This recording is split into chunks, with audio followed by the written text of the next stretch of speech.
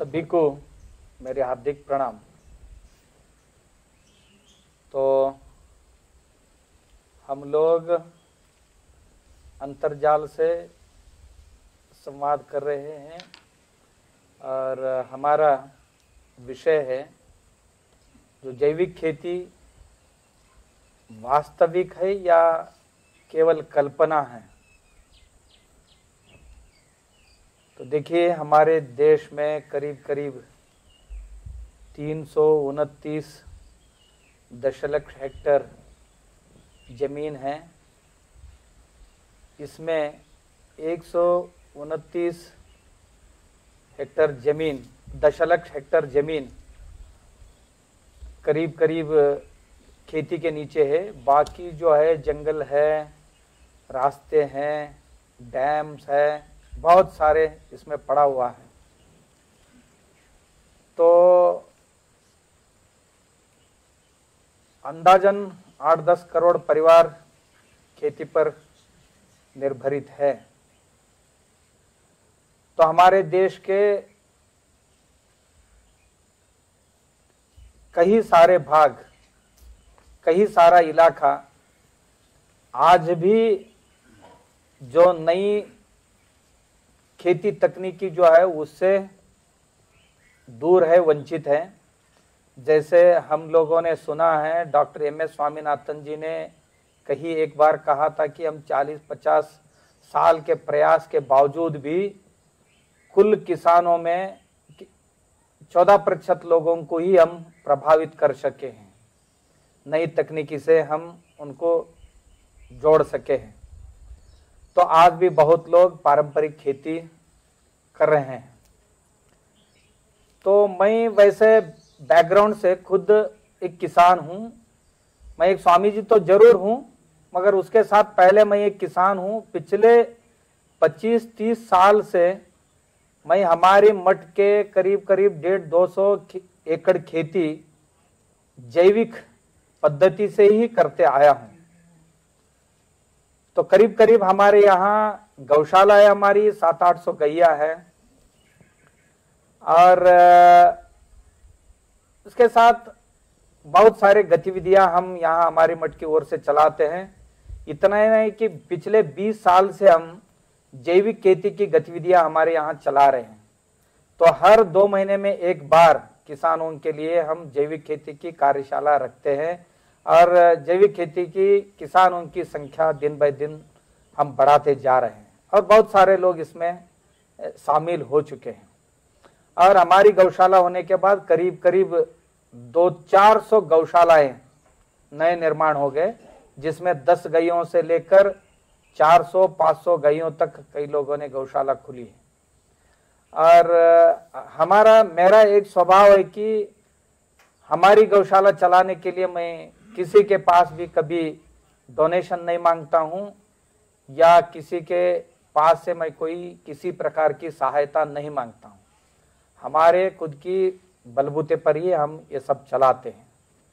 तो जो भी जैविक खेती में प्रयोग करना होता है हम पहले खुद करते हैं। वो जब फायदामंद होता है तब ही हम अन्यों को कहने की कोशिश करते हैं। जो चीजें हम नहीं कर सकते उसके बारे में हम कभी भी गलती से भी अन्यों को उपदेश करने की बिल्कुल कोशिश नहीं करते। ये आप सब लोगों से हमारी बहुत नम्रता पूर्वक मैं कहना चाहता हूँ। तो ये जैविक खेती जो है बहुत अच्छी है, और कई लोग समझते होंगे कि ये कैसे हो सकता है।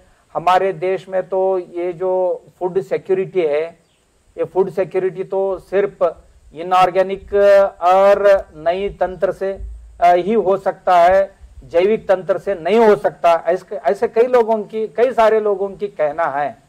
मैं भी इसको जरूर मानता हूं, मगर कई कंडीशन के साथ मानता हूं। जो हमारे देश के लिए फूड सिक्योरिटी जो प्राप्त हुआ है वो केवल और केवल इनऑर्गेनिक फार्मिंग से नहीं हुआ है, यानी रासायनिक खेती करने से नहीं हुआ है, या केवल और केवल हाइब्रिड सीड से नहीं हुआ है। इनके साथ और बहुत सारे गतिविधियां है उसके लिए कारणीभूत, उनको भी हम संज्ञान में लेने की आवश्यकता है। पहले एक है कि हम स्वतंत्रता से पहले जरूर मुझे लगता है कि हम फूड सिक्योरिटी में जरूर कम थे। अब तो जरूर हमारी फूड सिक्योरिटी स्ट्रांग हो चुकी है। उसके लिए सिर्फ और सिर्फ अब हम जो चर्चा कर रहे हैं इनऑर्गेनिक फार्मिंग और टेक्नोलॉजी और उसके साथ साथ जो हाइब्रिड सीड्स, इतना ही केवल कारणीभूत नहीं है। एक हमें ध्यान में लेना होगा कि स्वतंत्रता के बाद हमारे यहां इरिगेशन की फैसिलिटी बढ़ गई, बहुत सारे डैम बन गए, कैनाल्स बन गए और बोरवेल्स बन गए, बहुत सारे इरिगेशन की फैसिलिटी बन गए। पहला कारण वो है कि हमारे देश की फूड सिक्योरिटी हासिल होने में, एक। और दूसरा है हमारे देश में बहुत बारिश हुआ करता था, जो फसल आता था उसको भी हम घर नहीं ला सकते थे। आहिस्ते आहिस्ते थोड़ा टेक्नोलॉजी की वजह से हमारी फसल को हम बचाने में कामयाब हो गए। और इतना ही नहीं, थोड़ा बारिश भी पिछले कई सालों में जैसा कम हुआ तो फसल की जो उपज है उसमें बढ़ोतरी हुई है और जितना फसल आता है उसको हम पूरी तरह से घर ले जाने में सफल रहे हैं, दो।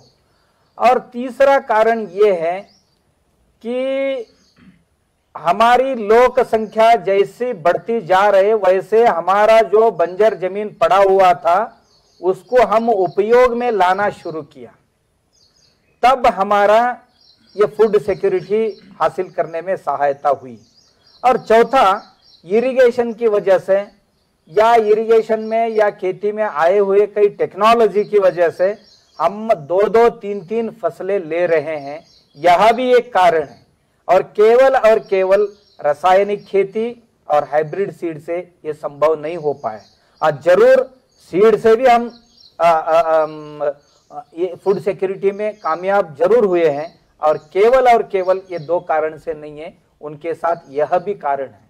और जिन पर्वतीय इलाका हमारे देश में, वहां पर आज भी हम, जैसे ईशान्य भारत की कई भाग है और पर्वतीय प्रदेश वाले कई और सारे राज्य है, वहां पर आज भी इनऑर्गेनिक फार्मिंग हम बहुत कम देखते हैं, क्योंकि उनको अपनी चीजें अपने खेत तक ले जाने में वो सफल ही नहीं रहे हैं। इसीलिए बाय डिफॉल्ट ये सब लोग ऑर्गेनिक रहे ही है।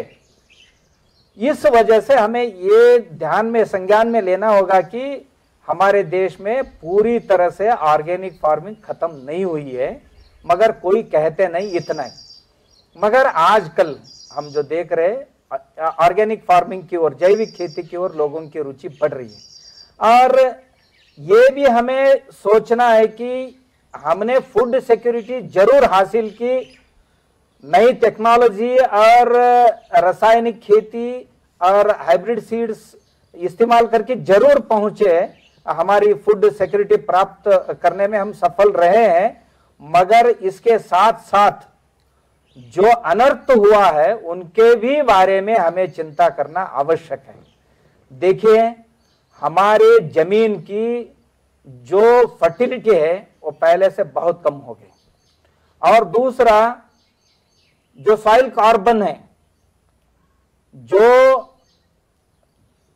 पहले 3% हुआ करता था, पिछले 30 सालों में वो 0.2% तक आ पहुंचा है। यानी हमारी खेती में पानी पकड़ के रखने की क्षमता हो या बैक्टीरियों की संख्या हो, ये बहुत घट चुकी है। हम अब इतना ही कर रहे हैं कि हमारे जमीन को पोषण नहीं करते हुए शोषण करके बहुत कुछ ले रहे हैं। हमारी ऑर्गेनिक फार्मिंग में यही होता था कि हम जमीन की पोषण करते थे और हम जमीन से कुछ लेते थे, मगर आज तो हम शोषण करके बहुत कुछ ले रहे हैं। इसमें किसी का भी दोहरा मत नहीं है कि दोहराई नहीं है कि सब लोग इसको मानते हैं। और आज जो हम फूड ले रहे हैं, जो आहार ले रहे हैं, हर 1 किलोग्राम अन्न में 27 मिलीग्राम जहर की कण हमारे शरीर में जाने अनजाने जा ही रहा है। तो देखिए, पिछले सालों में इसका असर भी हमें देखने के लिए मिला है। हम सब्जियां खाते हैं तो भी उसके साथ जा रहे हैं, जो अनाज खा रहे हैं उसके साथ भी जहर जा रहा है, जो फल खा रहे हैं उसके साथ भी हमारे शरीर में जहर जा ही रहा है। इससे ये हुआ कि पहले दिनों में हम जब छोटे थे तब 50 मिलीग्राम का एक एंटीबायोटिक हमें दिया करते थे डॉक्टर लोग। आज हम 500 मिलीग्राम के 3-3 डोज लेते हुए भी कोई बीमारी को रोकने में हम कामयाब नहीं हो रहे। तो इसको हम भूल कर नहीं चलेगा, क्योंकि इसी तरह हम खाते जाएंगे, इसी तरह हमारी फसल और इसी तरह हमारी मिट्टी जहरीला बनती जाएगी। तो आज स्थिति ये हो गई है कि बहुत सारे वैज्ञानिक ये भी मानते हैं कि जमीन में जो रासायनिक खाद डाल रहे हैं वो 100% तो कोई भी बैक्टीरिया उसका इस्तेमाल नहीं करते, 25-30% भी उसका इस्तेमाल ना, बाकी जो जहर है वो कुछ लेयर बन के जमीन में ही रह रहे हैं। तो उसका एक बड़ा लेयर बन रहा है उधर।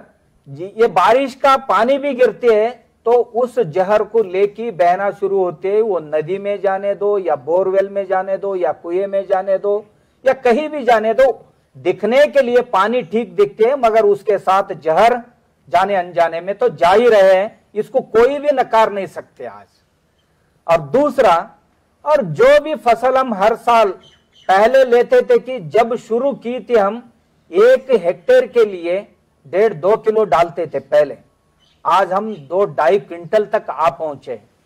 तो ये मात्रा ठीक नहीं है, इसको सब लोग मानते हैं। इतना ही नहीं है, हम कहीं कंपोस्ट डाल की रासायनिक खाद डालना चाहिए था, ये हमारे विज्ञानियों ने बताया था, मगर आज लोग कंपोस्ट डालना करीब करीब बंद कर चुके हैं और इतना खाद डालने लगे। क्योंकि मैं किसान हूं, किसानों के साथ रहता हूं और अधिक उपज लेने की उनकी लालच जो है उसमें कई लोगों को तो मैं ऐसा देखा हूं, हमारे गन्ने में काम करने वालों को, कि खाद की बोरी पीठ पे लेते, पीछे से छुरी से काट देते तो चलता रहता है। इस तरह हम डालते जाएंगे तो क्या हमारे देश की जमीन बचेगी क्या? और जो नीचे गिर रहा है उससे क्या होगा? देखिए, उसी को हम कभी त्योहारों में भोजन जब करते हैं तो भोजन में जिस दिन नमक की मात्रा ज्यादा जाती है तो उस दिन भर हम पानी पीते रहते हैं। यदि यही नमक या नमक जैसे लवणांशों को हम खाद के साथ जमीन में डाल रहे हैं तो जमीन की स्थिति क्या हो रही होगी, इसको हम जरूर सोचना चाहिए। और इसका असर भी ये होने लगा कि आज बहुत सारे जमीन मैं जिस एरिया में रहता हूं, पश्चिमी महाराष्ट्र की इलाका में, हमारे यहां हर जिले में 10-10, 20-20 हजार, 25 हजार हेक्टेयर जमीन करीब करीब क्षारपड़ हो चुका है। यानी कोई भी फसल उसमें हम नहीं ले सकते। और कहीं कहीं राज्यों में, मैं पूरा देश भर में मेरा घूमना रहता है, भ्रमंती रहते हैं, तो मैं मेरे आंखों से देखा हूं, केरल से हिमाचल तक मैं गया हूं तो देखता ही हूं। और हर राज्य में कई दिनों तक अलग अलग इलाकों में मैं रुकता हूं, जब देखता हूं तो कैंसर के प्रमाण जो बढ़ रहा है, आप सब लोग सुने हैं, हम भी सुने। हमारे यहां ही कोल्हापुर डिस्ट्रिक्ट में एक तहसील है, मैं तहसील का नाम नहीं लेना चाहता हूं क्योंकि जिस तहसील का मैं नाम लेता हूं तो उस तहसील में कोई अपने लड़की भी नहीं देना चाहते, वहां के लड़कियां हमारे दूसरी जगहों में लेना भी नहीं चाहते। ये भी एक छाप हमारे पीछे लगता है, ये रासायनिक खेती की वजह से। देखिए, पिछले साल ही कई संस्थाओं ने, टाटा जैसे इंस्टीट्यूशन ने वहां पर सर्वे करवाया था, 28,000 कैंसर पेशेंट एक ही तहसील में, जिस तहसील में सिर्फ और सिर्फ 57 गांव है, ज्यादा नहीं है, सिर्फ और सिर्फ 57 गांव है। वहां 7 नदियां उस तहसील से होके बहते हैं, वहां पर 28,000 से भी ज्यादा कैंसर पेशेंट है। और बाकी जगहों में भी हमने देखा, कहीं जहां पर सब्जी ज्यादा उगाते हैं वहां पर तो इसका प्रतिशत 1/3 है। गांव की जो लोक संख्या है उसके 1/3 भाग में कैंसर है। और हमने कासरगोड में भी देखा है, मैंने वायनाड भी देखा है, ईनाड भी देखा हूं और उत्तर में पंजाब में भी देख चुका हूं। तो आहिस्ते आहिस्ते आने वाले दिनों में यहां कोई लोग सशक्त किसान वहां देखने के लिए हमें नहीं मिलेंगे। हम सिर्फ उपज की बात कर रहे हैं, मगर हमारी ये रासायनिक खेती क्या क्या अनर्थ लेके आई इसके बारे में हम कोई चर्चा नहीं करते। चर्चा करना चाहिए। देखिए हमारे ही, मैं एक ही डिस्ट्रिक्ट के बताता हूं, ऐसे ही हर जिले की स्थिति है। हमारे कोल्हापुर डिस्ट्रिक्ट में 25 साल पहले एक भी न्यूरोसर्जन नहीं था। आज हमारे यहां 13 न्यूरोसर्जन आ गए जी। हमारे 4 जिलों में सिर्फ एक न्यूरोसर्जन हुआ करते थे, फिर भी उसको अच्छी तरह से पेशेंट नहीं मिलते थे। आज 12-13 न्यूरोसर्जन एक ही डिस्ट्रिक्ट प्लेस में है, फिर भी कोई खाली नहीं बैठे।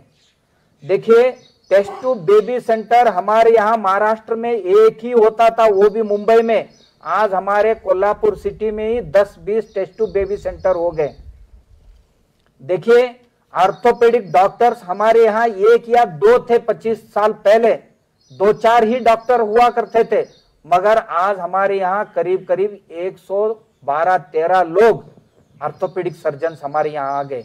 और भी मैं एक बात आपसे कहना चाहता हूं, हमारे यहाँ महाराष्ट्र में एक ही साइकेट्रिक हॉस्पिटल था थाना में, महाराष्ट्र के थाना डिस्ट्रिक्ट में, थाना शहर में, वो भी गवर्नमेंट का एक ही साइकेट्रिक हॉस्पिटल था। मगर अब हमारे कोल्हापुर सिटी में, मैं जिस शहर से बिलोंग करता हूं, इस शहर में करीब करीब 8 लोग साइकेट्रिस्ट है अभी। और जो हर दिन की सर्जरी जो है हमारी यहाँ की, करीब करीब एक ही डिस्ट्रिक्ट में 300 से ज्यादा सर्जरी हर दिन यहाँ होते हैं। कम से कम 10,000, ज्यादा से ज्यादा 3 लाख रुपए एक सर्जरी के लिए खर्चा आता है। हमारे डिस्ट्रिक्ट में करीब करीब 3 से 4 हजार मेडिकल शॉप है और उनका हर दिन का आय जो है हर शॉप का कम से कम 3,000 और ज्यादा से ज्यादा 3 लाख तक एक मेडिकल शॉप का आय है। और हमारी कोल्हापुर जो डिस्ट्रिक्ट है इसमें करीब करीब 20 चीनी मिल है। तो हर दिन का किसान का जितना जाता है वो 3 महीने कुछ चलते होंगे फैक्ट्री, तो जितना आय किसान को मिल रहा है उससे ज्यादा उसका हॉस्पिटल पर खर्च हो रहा है।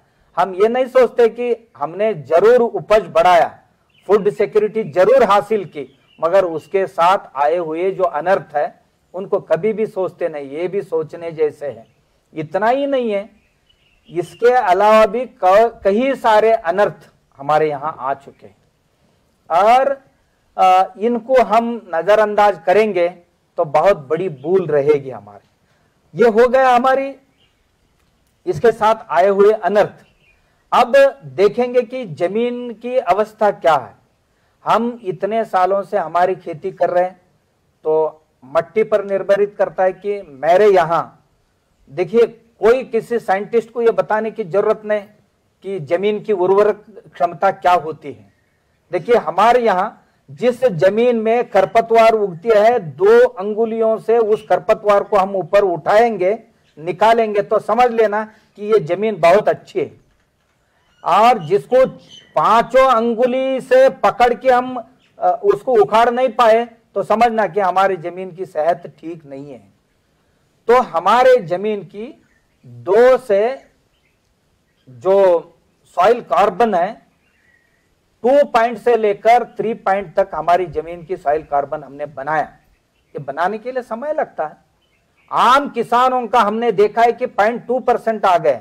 ये 0.2% में आधा भी गिर जाए ना, वो जमीन बंजर बन जाएगा। उस जमीन में मैंने ये भी देखा है, बड़े बड़े किसानों के खेतों में पहले 25 हार्स पावर का ट्रैक्टर चलते थे हल लेकर, आज वहां पर 55 हार्स पावर का भी ट्रैक्टर नहीं चल रहे। कहीं कहीं जगहों में मैंने देखा है कि वहां आज 70 हार्स पावर का ही ट्रैक्टर चलाना पड़ता है, उसके नीचे वाले ट्रैक्टर नहीं चलते, क्योंकि जमीन वहां तो करीब करीब इतना पथरीला बन गए। बस ऐसे ही जाएंगे तो हमारे देश की जमीन जो है उसकी सेहत के बारे में कोई भी गारंटी नहीं दे सकते। इसीलिए हमें एक बार वापस पीछे मुड़ के देखने की आवश्यकता है कि हम उपज लेते लेते उसके साथ हमारे जमीन की सेहत देखना ही होगा। जमीन की सेहत ठीक रहेगी तो फसल की सेहत ठीक रहेगी, फसल में जहर नहीं आएगा, फिर जहर मुक्त अन्न खाएगा तब ही उस व्यक्ति का सेहत अच्छी रहेगी। यदि जहर युक्त अन्न हम खाएंगे तो हम कोई भी गारंटी नहीं दे सकते। कि हम जब 9वीं 10वीं कक्षा में पढ़ते थे तो 1 क्विंटल की बोरी लेकर हम 200 मीटर चलते थे, पीठ पे बोरी लेकर। आज कोई 25 किलो का भी लेकर नहीं चल सकता है। ये भी हम देखना चाहिए कि हमने क्या गमाया, क्या गवाया और क्या हासिल किया, क्या पाया और क्या खोया, ये हमें देखना ही होगा। आज गवर्नमेंट ने ही डिक्लेयर कर दिया कि 25 किलो के ऊपर कोई बोरी भरना ही नहीं चाहिए, तो आगे आगे आने वाले दिनों में 10 किलो की बोरी आएंगे, क्योंकि हमारी कैपेसिटी उतनी ही रहेगी। तो ये भी देखना होगा। तो जरूर हम फायदावार बढ़ाना ही चाहिए। ऐसा नहीं है कि वो सिर्फ इनऑर्गेनिक खेती से ही बढ़ते।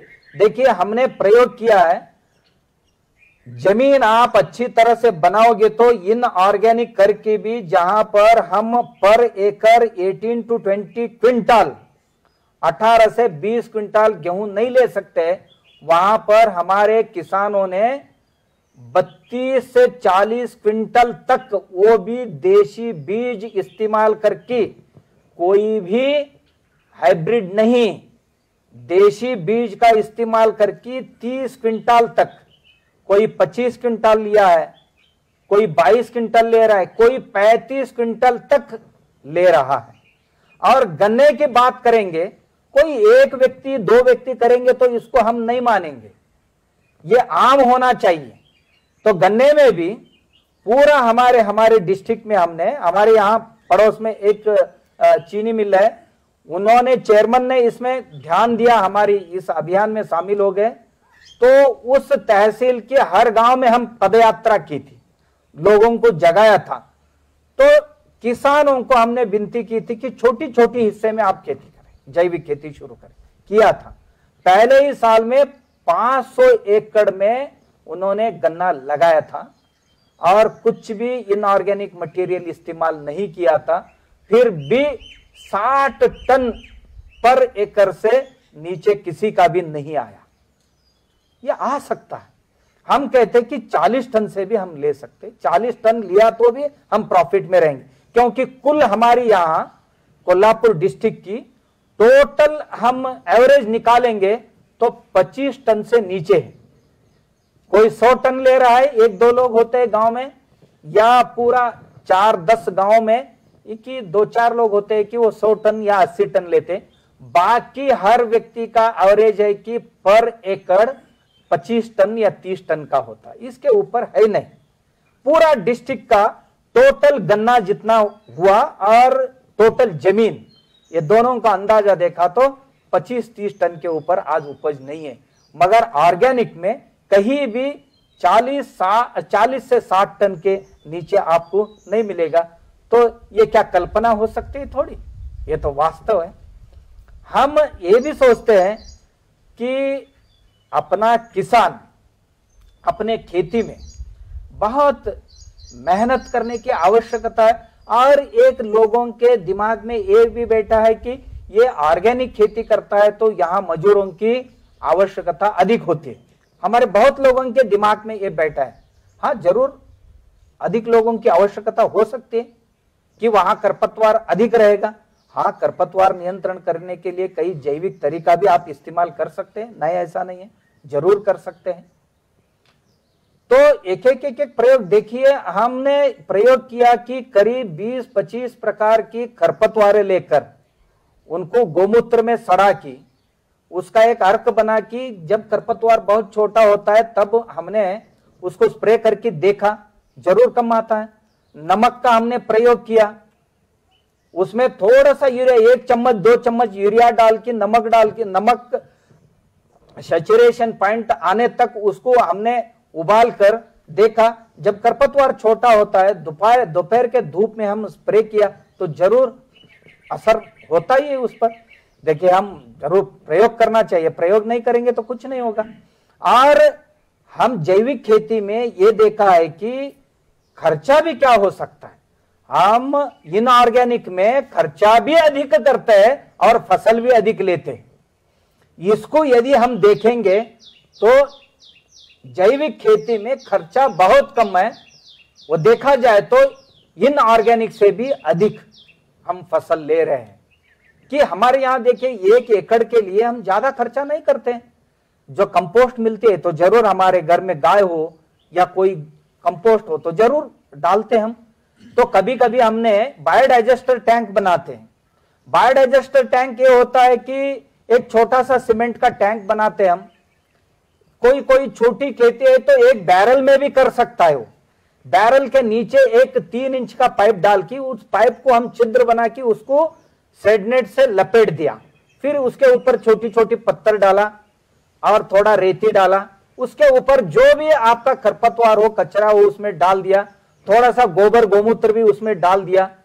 तो 10-20 दिन के बाद जो पानी बाहर आउटलेट बाहर निकले ही आप वो आउटलेट लेते जाएंगे तो उस आउटलेट की जो पानी है उस पानी से 2 काम हो सकता है कि आपका घर का जितना भी कचरा है वो ग्राम पंचायत के जो ड्रेनेज सिस्टम को भी खराब नहीं करेगा, या समाज में कहीं भी कचरा की समस्या भी नहीं होगी, क्योंकि ये सब अपने घर में ही खरपतवार ये वो या कचरा वो इसमें डालेंगे।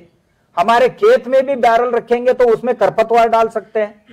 तो वो जो पानी है, इस पानी को 1 लीटर हमारी जो 15 लीटर की जो टंकी होती है स्प्रे टंकी, उसमें 1 लीटर भी डाल के हम स्प्रे करेंगे तो देखिए इससे ग्रोथ प्रमोटर भी हो सकता है। हमने टेस्ट करवाया, इसमें ऐसे भी बैक्टीरिया काम करते हैं कि ग्रोथ प्रमोशन के काम करते हैं, कई एनपीके का भी काम करते हैं और कई पेस्टिसाइड का भी काम करने वाले बैक्टीरिया उसमें दिखाई दी। तो क्या अड़चन है? देखिए अभी अभी हमारे गुजरात की बंसी गौशाला जो है, गोपाल भाई सुत्रिया करके हमारे सहयोगी, उन्होंने गोबर से ही या गाय से ही उन्होंने कई बैक्टीरिया बनाए हैं, गो अमृत बैक्टीरिया करके। देखिए वो इतनी असरदार सिद्ध हो गया। हमने हमारी फसल में और हमारे हजारों किसानों की फसल में उसका प्रयोग किया है। उसको एक टंकी में 15 लीटर की टंकी में 2 लीटर डाल के स्प्रे किया तो बस देखिए कुछ भी जरूरत नहीं कि इतनी अच्छी फसल आया उसमें। जो देखिए उसमें कोई जरूरत नहीं था, उसका जो कल्चर है उस कल्चर में 1 लीटर मेरे पास कल्चर है तो उसमें 1 किलो गुड़ और 1 किलो तक्र यानी छाछ 200 लीटर पानी में डाल दिया तो छठा दिन कल्चर 200 लीटर तैयार हो गया। आप चाहे तो किसी को भी मुफ्त में दे सकते हैं, पूरा देश भर में आप बांट सकते हैं इसको। आप हजारों रुपए किसानों का जो खर्चा है, खाद पर होने वाली खर्चा है या स्प्रे करने के लिए करने वाली खर्चा है या पेस्टिसाइड के लिए करने वाली खर्चा है, ग्रोथ प्रमोटर की खर्चा है, इसको कम कर सकते हैं। और बहुत सारे ऐसे हम हमारे ही यहां बनाते, देखिए हम एनपीके बनाते हैं हमारे यहां। एनपीके कैसे बनाते हैं? तो कोई शाकाहारी लोग है, कोई मांसाहार लोग है, तो कई लोग है कि हम हिंसा नहीं करें, कई हिंसक है कई अहिंसक है। हम जो करते थे देखिए 1 किलो गुड़ और 1 किलो मछली का कचरा, मछली नहीं बोल रहा हूं मरा हुआ, मछली का कचरा टुकड़े करके दोनों को मिक्स करके एक डिब्बे में रख दिया तो 10 दिन में जो द्रावण बनेगा उसको पर लीटर 2 ml डाल के आप स्प्रे करेंगे तो आपके खेत के लिए कोई भी नाइट्रोजन की जरूरत नहीं है, ये पूरी आपूर्ति कर देगी उसको। खर्चा कितना, 100 रुपए भी नहीं 1 एकड़ के लिए। देखिए हम पोटैश बनाने के लिए तंबाकू की काड़ी का इस्तेमाल, तंबाकू की पत्तियां जो निकाल ली उसका काड़ी जो बचती है अस्थि पंजर जैसे, वो मार्केट में कुछ 4-5 रुपए किलो में मिलते हैं। वो काड़ी 25 लीटर पानी में 1 किलो काड़ी और 1 किलो 25 लीटर में 1 किलो काड़ी भिगो के रखते हैं 10 दिन के लिए। 11वां दिन उसको निकाल के 1 लीटर पानी में 2 ml डाल के स्प्रे कर दिया तो आप कभी भी करके देखिए कोई भी पोटैश मिलता है कि नहीं। और फास्फोरस के लिए हम ये करते हैं कि जो मरे हुए जानवर है, हमारी गाय जिसको गाड़ के रखा है किसी ने अपने खेत में, 1 साल के बाद उसका हड्डियां आप निकालेंगे तो हड्डियों को जला के कोयला बनाएंगे। 25 लीटर पानी में 1 किलो कोयला आप भिगो के रखेंगे, 10 दिन के बाद वो पानी आप स्प्रे करेंगे, 1 लीटर के लिए 2 ml डाल के स्प्रे करेंगे तो देखिए बहुत सारा खर्च, फास्फोरस मिलता है इससे। और इतना ही नहीं, जिनको हड्डी नहीं मिली वो अपने तिलकाष्ट होता है या सोया का भी जो स्ट्रक्चर है हार्वेस्टिंग के बाद, या मूंगफली का हो, इनको कोयला बना के 25 लीटर में 1 किलो भिगो के रखोगे, बाद में उसको स्प्रे करेंगे तो फास्फोरस जो काम करता है वही काम ये फास्फोरस का हमारी ये करता है। इसके लिए खर्चा क्या है जी? कुछ नहीं। हम 1 एकड़ के लिए एनपीके इस्तेमाल करेंगे तो हजारों रुपए में खर्चा आता है, उसी को हम इसमें स्प्रे करेंगे। आजकल स्प्रे करने के लिए बहुत सारी टेक्निक आए, टेक्नोलॉजी आए, हम नए नए टेक्नोलॉजी की इस्तेमाल जरूर करना चाहिए। करेंगे तो बहुत कम खर्चा में हम ज्यादा फसल ले सकते हैं।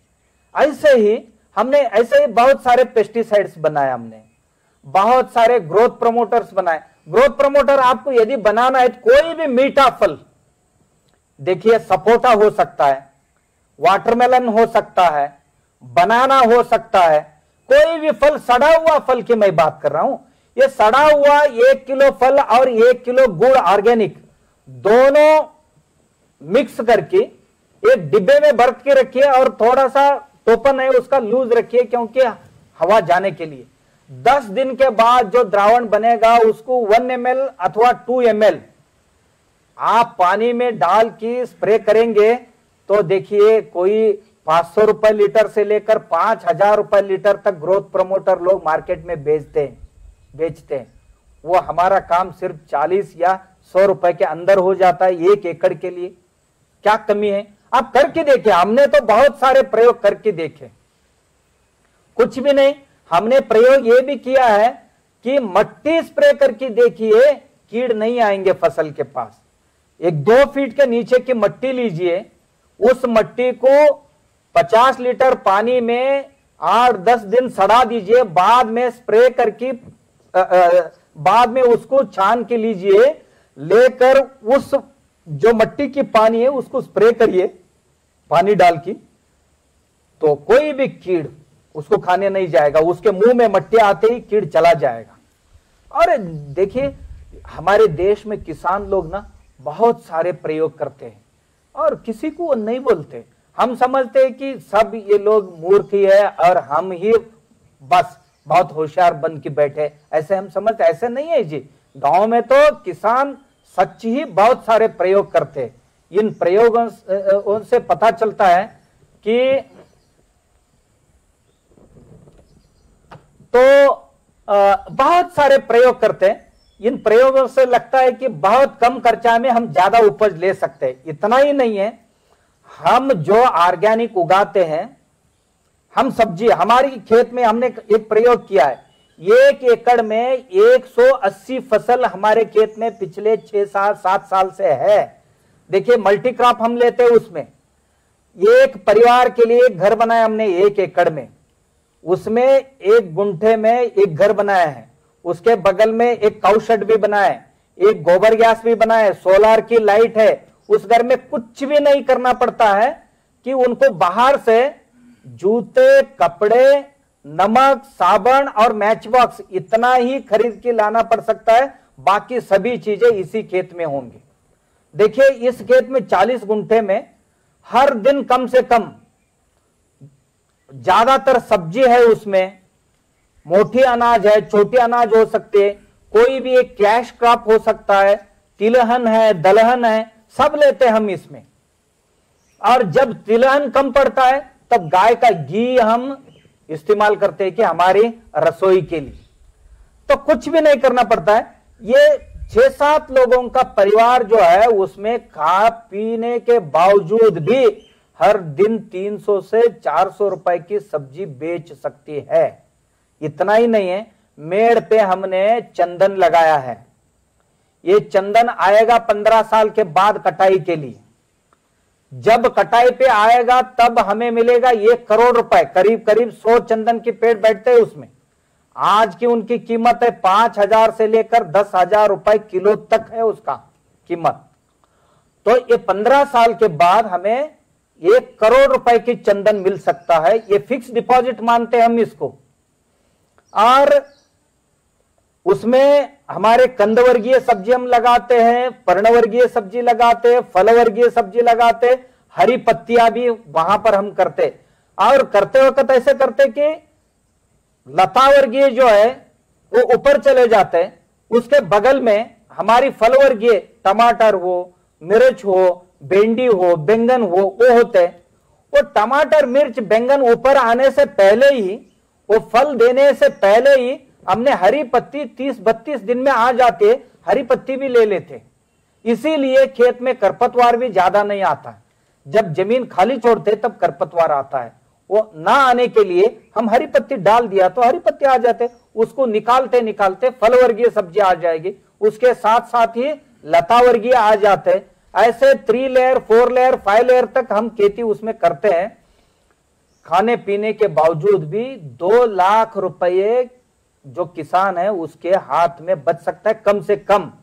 यदि स्पेशल आप कोई एक प्रयोग करेंगे तो 1 एकड़ में, हमारे खेती का एक प्रयोग देखकर मैसूर में कई किसानों ने इसका प्रयोग किया। उन्होंने 1 एकड़ में 16 लाख रुपए लिया। देखिए उनकी 50-60 नारियल के पेड़ है, एक पेड़ कम से कम 300 फल देता है। तो कितना पैसा? एक नारियल 20 रुपए के अंदर नहीं बेचता है। उसके नीचे भी उन्होंने कई सारे पेड़ लगा के रखे, और हल्दी लेता है, जिंजर लेता है, और साग सब्जियां उसमें लेता है।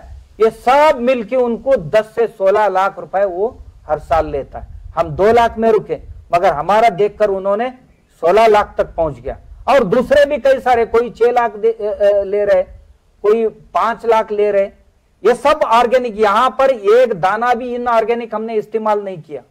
ऑर्गेनिक का प्रयोग हमारे देश में इतने है कि मैंने एक खेती देखा मैसूर के पास, सिर्फ और सिर्फ 1 किलो आटा पे खेती करता है। आटा पानी में डाल के उसको सड़ाता है, बदबू आने लगते है, तब उन्होंने उसका फिल्टर करके ड्रिप के माध्यम से खेत में छोड़ देता है। उसके खेत में सॉइल कार्बन मैंने देखा है कि 4% है। एक लोहे का गज लेकर आप 1 अंगुली से नीचे जमीन में उसको दबा सकते हैं। मैंने देखा है, कैलाश मूर्ति करके एक व्यक्ति है, उनके खेत में मैंने ये देखा है। बहुत सारे प्रयोग हमारे देश में, ये कोई केवल कल्पना नहीं है। जो नहीं जानता, कभी कभी ऐसा होता है कि जिसे नाचना नहीं आता है वो आंगन टेढ़ा बोलता है। हमारे यहां हमारी केवीके हैं, 1 साल ही हो गए सिर्फ। हमारे जो साइंटिस्ट है, हमारी जो स्टाफ है, वो इतने लगन के साथ, वो सब पढ़ के आए हैं इन ऑर्गेनिक ही, मगर वो सभी के सब आज ऑर्गेनिक में इतनी प्रावीण्यता हासिल किए, किसानों को भी ज्यादातर वो मोटिवेट करते ही है। और हमारी जो 100-150 एकड़ खेती है, ये पूरी तरह से ऑर्गेनिक में करने में वो समर्थ बन गए। और इतना ही नहीं है कि पहले मैं तो कोई साइंटिस्ट नहीं था, इसीलिए इधर उधर थोड़ा होता था। अब तो वो साइंटिफिकली करने लगे, तो पहले से भी अच्छी फसल हमारी आने लगी है। इसीलिए मैं कहना चाहता हूं कि ये ऑर्गेनिक फार्मिंग कोई कल्पना नहीं है। और कल्पना कहने वालों को मेरा कहना यही होगा कि जो जैकल है उसको अनार जरूर वो कट्टा लगते ही होंगे, और जिन्हें नाचना नहीं आता है उसको अंगन टेढ़ा लगता ही होगा। यदि आप कोशिश करेंगे तो बहुत सारे कर सकते हैं, बहुत बड़ा परिवर्तन हम देश में ला सकते हैं। देखिए इतना ही नहीं है, हमने ये भी प्रयोग किया है कि ऑर्गेनिक मटेरियल हम जो बनाते, हमारे किसान जो हमारे एरिया में बनाते, उनके लिए हमने एक company farmer producing company form किया है। उसके माध्यम से हर सब्जी 40 रुपए किलो में लेते हम, और ग्राहक को 60 रुपए किलो में देते हैं। ये 20 रुपए जो बीच में बचता है, इसमें करीब करीब 25-30 लोगों का जॉब मिला, उनको जॉब दे सकते हैं। एक छोटा सा प्रयोग करके शुरू किया था हमने, कुछ 100 फार्मर के बीच में हमने शुरू किया था। एक करीब 1000 ग्राहकों के साथ हम कर रहे थे। कोई 10 गुंठा किया, कोई 15 गुंठा किया, कोई 20 गुंठा किया। तो ये करके आज भी हम दे रहे। पीछे हमारे यहाँ बहुत बड़ा बाढ़ आया था, उस वक्त सब लोगों का खेती चला गया था। और एक हमने ऑब्जर्वेशन किया, बाढ़ के संदर्भ में हमारे यहाँ जब गन्ना थी, गन्ना के ऊपर, गन्ना जो 8-10 फीट की गन्ना थी, उसके ऊपर 10 फीट पानी थे करीब 14-15 दिन तक। जो इनऑर्गेनिक में फार्मिंग की थी उनका सब लोगों का गन्ना चला गया, सब जल गया। मगर ऑर्गेनिक जितने लोगों ने हमारे यहां की थी, उन लोगों का गन्ना पानी उतरने के बावजूद भी, बाद भी ज्यों का त्यों रहा, कुछ भी नुकसान नहीं हुआ। यही हमने पैडी पे भी, धान में भी यही देखा। अन्य लोगों का फसल सब चला गया, मगर धान की फसल जो थी हमारे लोगों की, ज्यों का त्यों वैसे ही रहे। ये प्रयोग सिर्फ करके देखना है, बात करने वाली चीज नहीं है। मैंने शुरू में ही कहा कि जो नहीं कर सकता हूं मैं, उसका बात कभी भी नहीं करेंगे, हम कभी भी बात नहीं करेंगे। वो बात करना एक खुद के साथ हम कुछ ठगाने जैसी हो गया, ऐसा मैं हमेशा मानते आया हूं। इसीलिए मेरी सबके लिए विनती है, प्रार्थना है कि आप जरूर ऑर्गेनिक में प्रयोग करें। और मैंने कहा ना कि महापुर के जो बाढ़ के संदर्भ में भी हमारे लोगों ने अपनी सब्जी यहां 40 रुपए में ही दिया। तब सब लोगों का सब्जी चली गई यहां, तो 200-200 रुपए किलो मिर्च जा रहे थे, तब हमारे किसान 40 रुपए में मिर्च दिए, हमारे ग्राहक 60 रुपए में मिर्ची ले ली। देखिए, बीच में एक संदर्भ में 2 रुपए किलो टमाटर हो गया, कई किसानों ने फेंक दिया। मगर हमारे जो ऑर्गेनिक किसान थे, हमारी जो संगठन है, उसमें हम उसको उसी रेट में खरीदी की और वही रेट में हम ग्राहक को दे दिया। और अभी जो कोरोना के संदर्भ में इस वक्त भी बाकी लोगों को बहुत मुश्किलें आ गई, किसानों को मुश्किल आ गई और ग्राहकों को भी मुश्किलें आ गई। इनको सब्जी और फल बेचने में मुश्किल आ गए, अनाज बेचने में मुश्किल आ गए और ग्राहक को हासिल करने में मुश्किल आ गए। मगर हमारी जो यंत्रणा है ये ठीक तरह से चल रहे हैं। हम हफ्ते में 2 बार डोर डिलीवरी देते हैं और एक डिलीवरी के लिए 15 रुपीज एक्स्ट्रा देते लोग। पहले तो हम नहीं लेते थे, लोग ही कहने लगे कि बहुत कष्ट होता है लेने के लिए, आप ये ले लो करके। हम इसको अब 1000 एकड़ की क्लस्टर में परिवर्तित करने जा रहे हैं। जो 100 एकड़ का है, 200 एकड़ का है, इसको हम पहले 1000 एकड़ में करेंगे। 1000 एकड़ हमारे कंप्लीट होते ही हमने तय किया है कि इसको वैल्यू एडिशन किसानों के घर से ही करेंगे। हमारे केवीके ने एक बहुत बड़ी काम की, 1 साल के अंदर ही जो किसानों की उपज है उनको उन्हीं के घर में वैल्यू एडिशन करवा लिया। करीब 60 प्रोडक्ट्स, 60 प्रोडक्ट्स घर के किसानों के घर में डायरेक्ट कोई माल आप न बेचे, उसको वैल्यू एडिशन करके दे। इसीलिए सेल्फ हेल्प ग्रुप्स के माध्यम के उन्हीं किसानों के, महिलाओं के, उनसे 60 प्रोडक्ट्स बना के अब हम मार्केट में दे रहे हैं। इसको अब हम 1000 एकड़ का जो फसल आएगा उसको भी हम इसी तरह से अनाज हो। पहले हम सिर्फ सब्जी देते थे, फिर ग्राहक पूछने लगे कि सिर्फ सब्जी कैसे, थोड़ा फल भी दीजिए। फिर हमने ऑर्गेनिक में फल लेने वाले लोगों को ढूंढा, फिर नया लोगों को निर्माण किया, फिर फल देने लगे। फिर लोग पूछने लगे अनाज क्यों नहीं दे रहे आप, ग्रोसरी क्यों नहीं दे रहे। आज हम ग्रोसरी भी उनको उपलब्ध करवा रहे हैं ऑर्गेनिक वालों का, और कोई सर्टिफिकेट नहीं हमारे पास। मगर हम हर गांव में हमारा कृषि मित्र नियुक्त किया है। 2-3 गांव के बीच में हमारा एक कृषि मित्र काम करता है, उसको पूछा बिना हमारे किसान कुछ भी नहीं करते। यही हमारी क्वालिटी कंट्रोल है। नहीं तो हमने मार्केट में देखा है, एक बार सर्टिफिकेट लिया तो 2 क्विंटल अनाज उन्होंने लिया तो करीब 200 क्विंटल तक उसी सर्टिफिकेट के नीचे बेचता रहता है। ये ठगाने के काम ठीक नहीं है। तो हम, हमारी सिद्धगिरी इस नाम से ही हमने जोड़ा है कि इस नाम से कोई भी शक नहीं करता है, क्योंकि इतना कंट्रोल, क्वालिटी का कंट्रोल हम खुद करते हैं। इसीलिए इसका जो 1000 एकड़ कंप्लीट होते ही हम इसको 1000 एकड़ की 10 करेंगे, तब हमारी कम से कम बाय प्रोडक्ट्स जो वैल्यू एडिशन किए हुए प्रोडक्ट्स होंगे, कम से कम 400 से 500 प्रोडक्ट बनेंगे। तब हमने सोचा है कि ये जो प्रोडक्ट्स है इनको फ्रेंचाइजी दे देंगे, हम ऑर्गेनिक मटेरियल का फ्रेंचाइजी दे देंगे। देश भर के किसी भी कॉर्नर में आप ये फ्रेंचाइजी लेकर ऑर्गेनिक फूड दे सकते हैं। इसलिए मेरी सब लोगों की और सामने एक निवेदन है कि आप इसको केवल काल्पनिक मत समझिए, क्योंकि काल्पनिक समझेंगे तो बहुत बड़ा मुझे लगता है कि मैं क्या शब्द इस्तेमाल करूं समझ में नहीं आता है, तो वो नहीं होना चाहिए। जरूर हम लोग प्रयत्न करेंगे। युवाओं के लिए विशेष करके मेरा निवेदन रहेगा कि आप जरूर इसमें साहस करें। किसी का मैं हमेशा युवाओं को ये कहता रहता हूं कि देखिए, मजदूरी में विश्वास ना करें, आप मालिक बनने में विश्वास रखें। हम मालिक बनने की जो कोशिश करेंगे, मजदूर बनने की कोशिश नहीं करेंगे। और ये कोरोना ने हमें एक बहुत अच्छा पाठ पढ़ाया शहर से गांव की ओर जाने के लिए। अब मुंबई, दिल्ली या बड़े बड़े शहर के लोग मुझे हर दिन ये बताते हैं, स्वामी जी हमारी फ्लैट है 1 करोड़ में जाएगा, 50 एकड़ में 50 लाख में जाएगा, हम बेच के गांव आना चाहते हैं, हमें 1-2 एकड़ जमीन देखिए, 1-2-4 गाय करेंगे, हम ऑर्गेनिक फार्मिंग करके बहुत खुशी से रहना चाहता है। ये कोरोना ने हमें बहुत बड़ा पाठ पढ़ा है। ये हर युवा अब कहने लगे हैं। तो मुझे लगता है कि जो विकास होता है ना, वो कभी भी ऐसा ऊर्ध्वगति में नहीं जाता है, कभी भी ये चक्रगति में चलता रहता है, चक्रगति में होता है। तो कभी ऐसा गया तो ऐसा आ कि फिर ऐसा ही जाएगा ही, ऐसा दिन आया है, मैं ऐसा मानता हूं। तो मेरे सबके लिए एक यही आह्वान रहेगा कि जो युवा पीढ़ी है वो जरूर खेत में आ जाइए, क्योंकि 2010 में अब्दुल कलाम जी गुलबर्गा आए थे, तो युवाओं के साथ उनकी एक संवाद चल रही थी।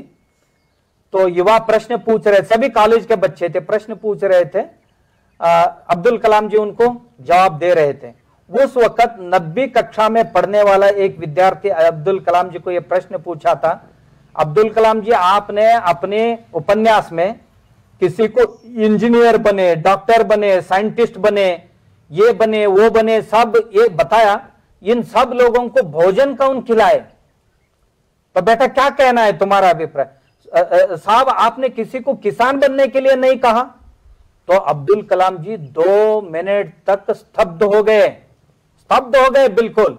इतना ही नहीं है, अब्दुल कलाम जी बाद में जब भोजन के लिए गए तब ही उस बच्चे का प्रशंसा कर रहे थे और इतना कह रहे थे उनके साथीदारों के साथ, वो बोल रहे थे कि मेरे आंख खुलवाया उस लड़के ने इस इतने दिनों के बाद, क्योंकि इस सेक्टर की ओर मेरा ध्यान ही नहीं गया था।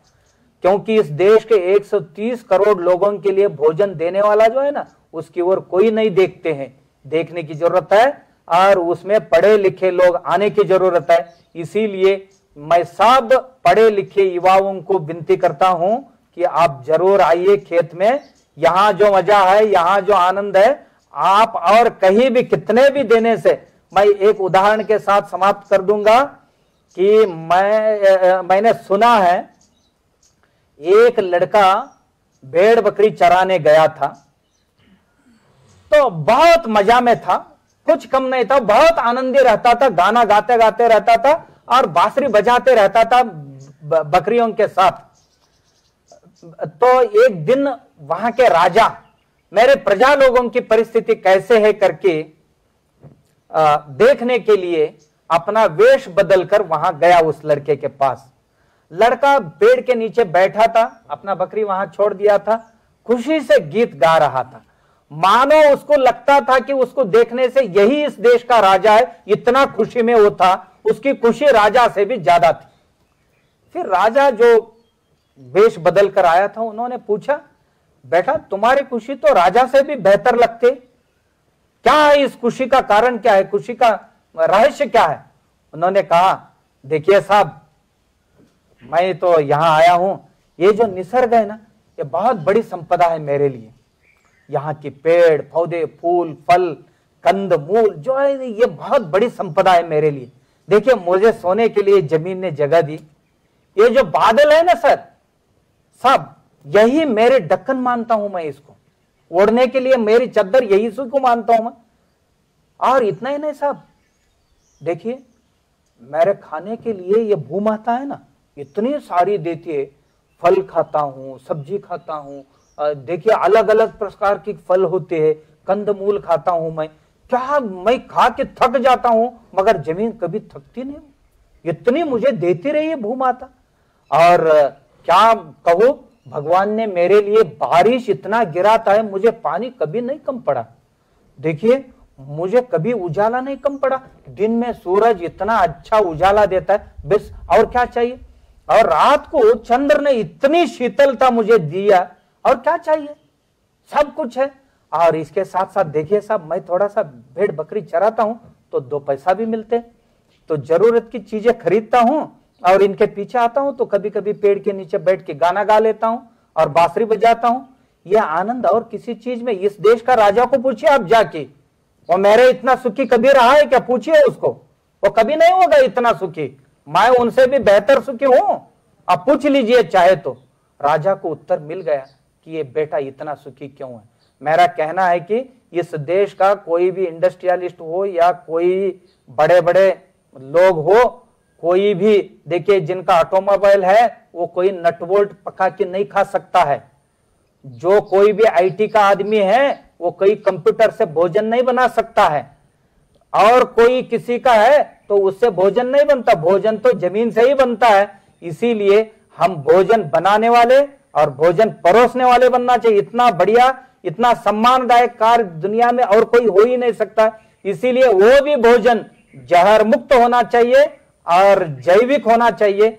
हम जरूर प्रतिज्ञा करें सब लोग, हम किसान बनेंगे और जैविक किसान बनेंगे। ये कोई केवल काल्पनिकता नहीं है, ये वास्तविकता है। यही मेरा आप सब लोगों के लिए निवेदन है। नमस्कार, धन्यवाद।